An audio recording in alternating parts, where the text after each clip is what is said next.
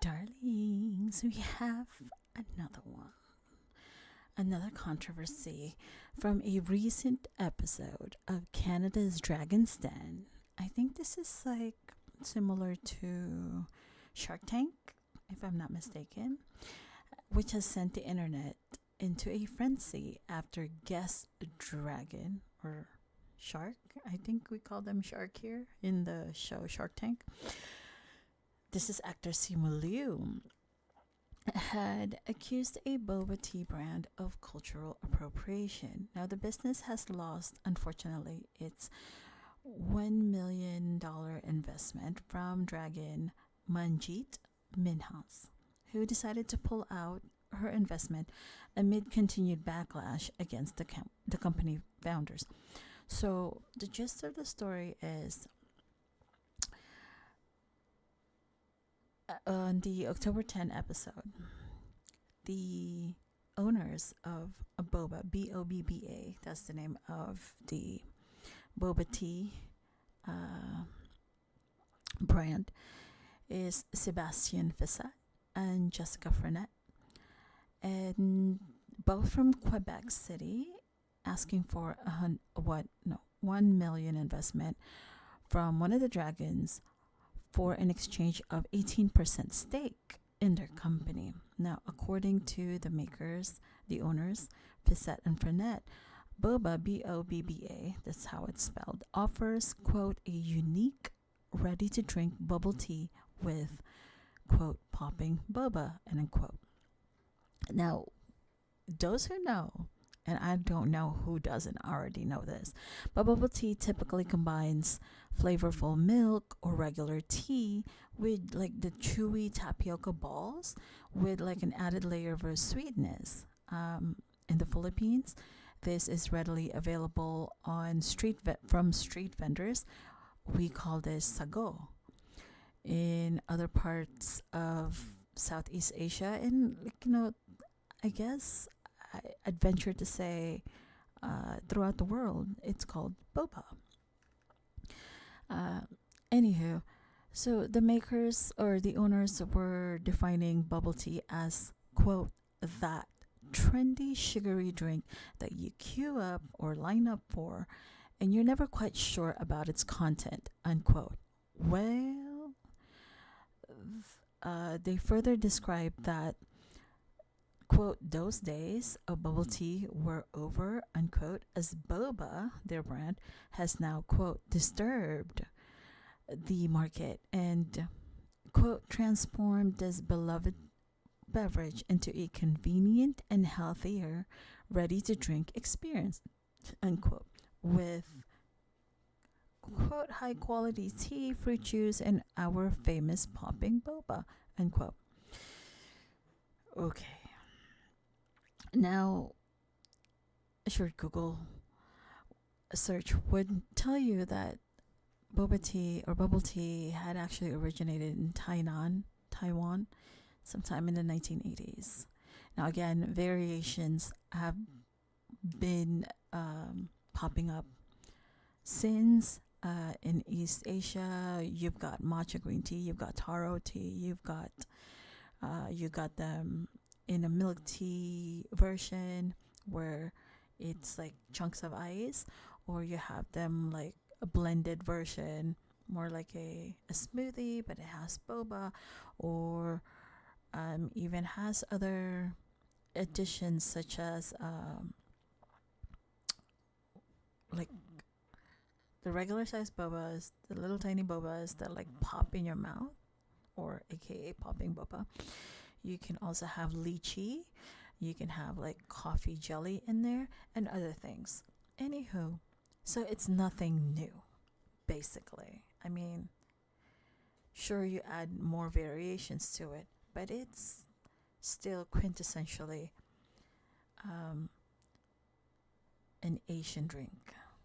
And of course, Simu Liu, who was born in China and raised in Canada, would know. So for himself, he says, quote, I'm concerned about this idea of, quote, disrupting or, quote, disturbing bubble tea. He responded to the pitch of the owners. However,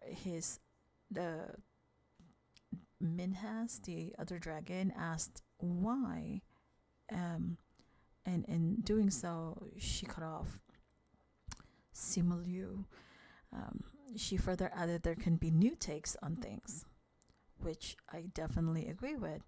And so did he, Simu Liu. But he further added, before getting cut off, that, but I'm looking at, now, Minhas had said, but not everything has to be traditional. Now,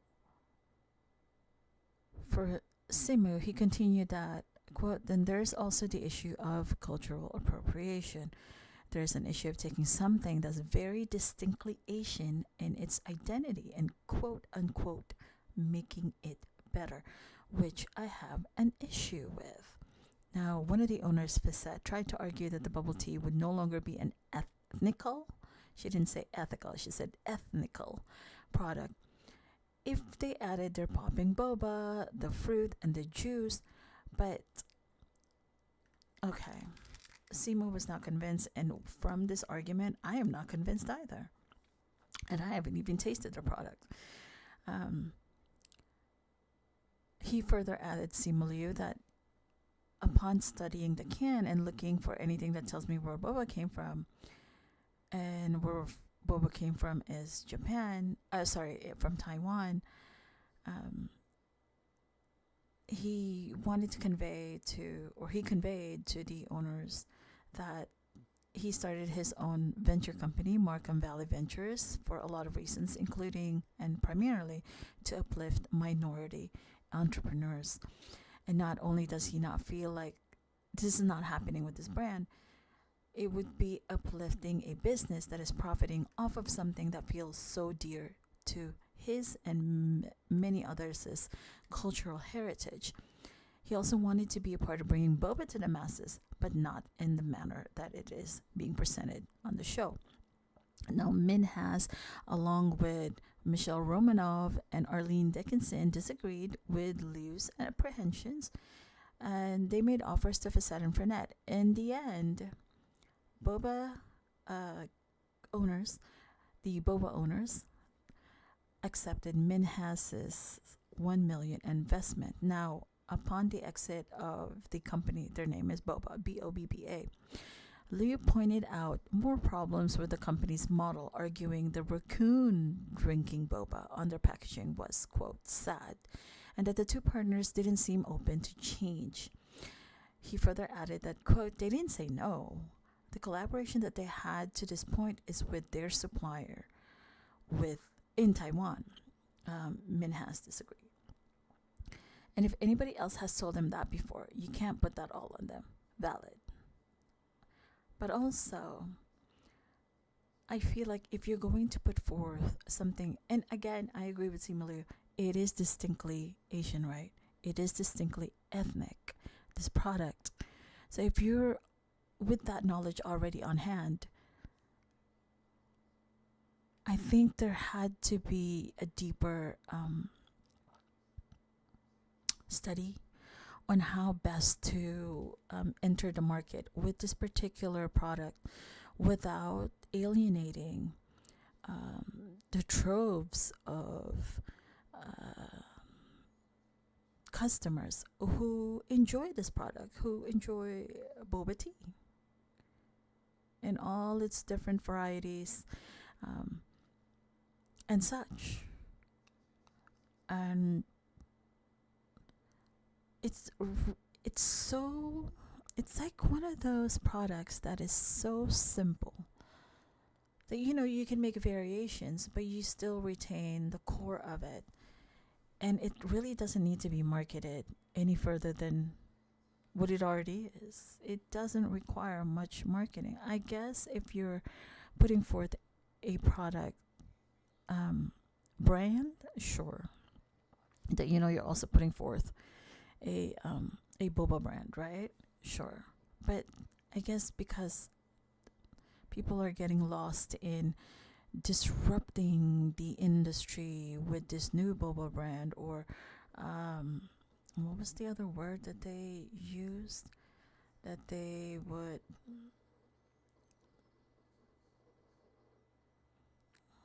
looking at the Oh, sorry, I forgot to mention that this article is from the Independent. That they would be that they're putting forth a product that you will be sure about its content, because previously they had said that bubble tea has been that trendy sugary drink that you queue up for and never quite sure about its content. It's I have never seen to a boba tea shop that didn't actually list the ingredients that are on there. I mean, obviously it has sugar, but generally you have an idea of what goes into your drink. Just saying. I'm just saying. It's I feel like the idea is great, but the marketing, the further studies really need to be re-evaluated. It really does. And I understand that, like, this could be their baby, the owners of the company, and they feel like protective about it.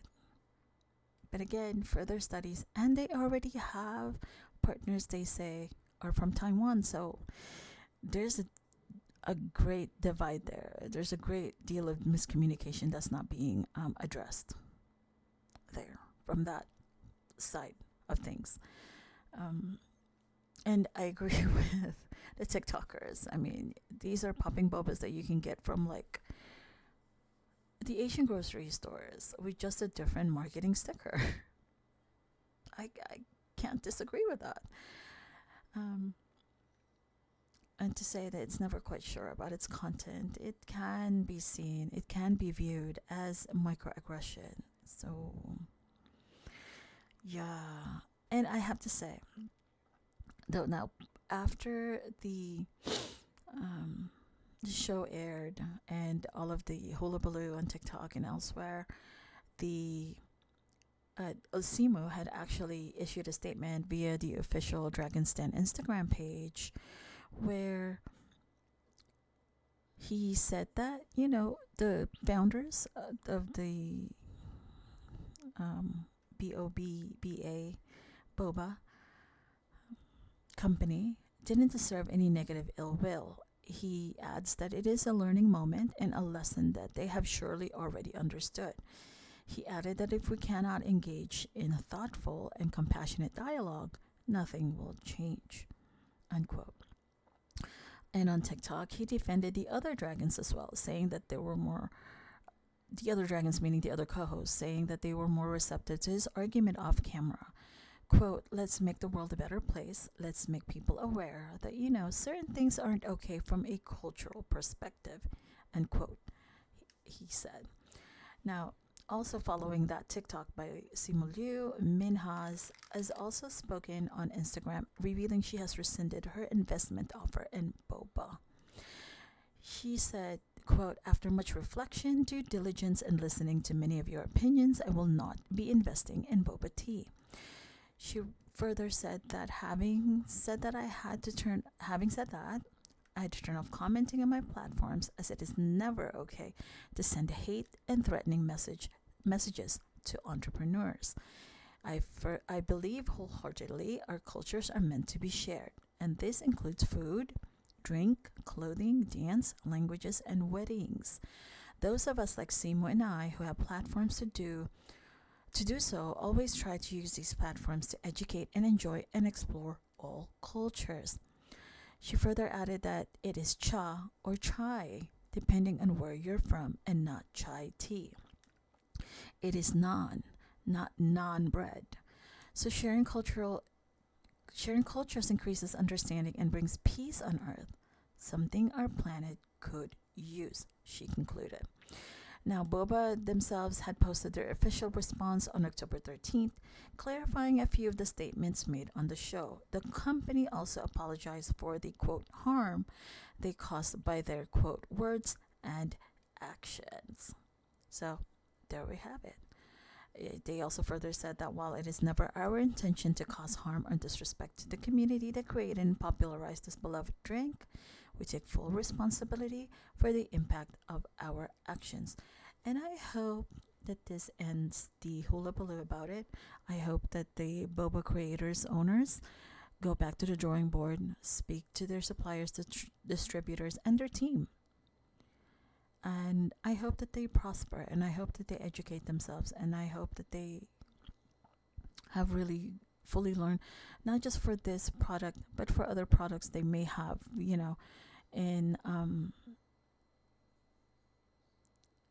in line to be coming out, or products that they are hoping to get onto the market. And it's always good to have dialogue, right? What's not good is having hateful dialogue. Differences in opinions is always welcome, provided that it stays within reason, where you're not trying and attacking the other person or persons, you know. So, anyway, darlings, stay fabulous. Remember to leave grace for others. And always journey in gratitude. I shall see you all, my darling dears, later. Toodaloo for now. Bye.